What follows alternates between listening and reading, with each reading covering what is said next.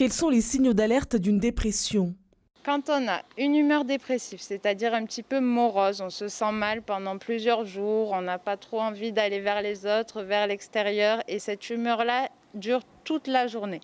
Donc là, c'est un premier signe d'alerte.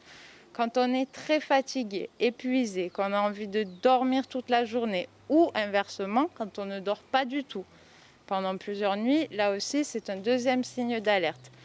Quand on a une prise de poids importante ou inversement une perte de poids importante dans un laps de temps assez court sans pour autant avoir suivi un régime, c'est aussi un signe d'alerte.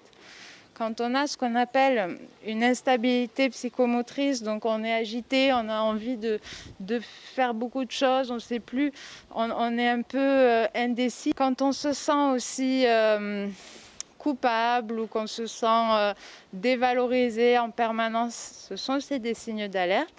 Est-il facile d'accepter qu'on est en dépression à Mayotte?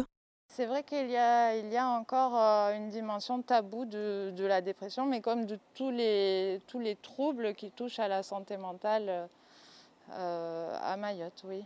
Après, la question, c'est est-ce qu'on va oser aller consulter? Est-ce qu'on va oser en parler en dehors du cercle des personnes les plus proches? Et est-ce qu'on va avoir les moyens de consulter aussi? Parce qu'il y a quand même un déficit d'offres de soins dans ce domaine-là encore à Mayotte. Quelles sont les conséquences d'une dépression? Ça peut avoir des conséquences évidemment sur la vie conjugale, sur la vie familiale, sur les relations parents-enfants comme on l'a vu. Et puis ça peut avoir des conséquences aussi sur la vie professionnelle, sur la vie sociale de manière générale.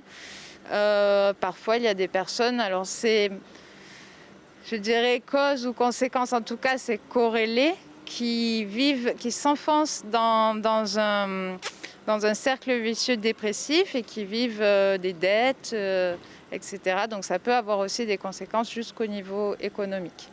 Et comment combattre une dépression? À Mayotte, on a quand même un facteur de protection, c'est la solidarité familiale, le fait qu'il y a un lien social qui est quand même assez vivant, il y a moins d'isolement, notamment des personnes âgées, et ça fait partie des facteurs de protection contre la dépression.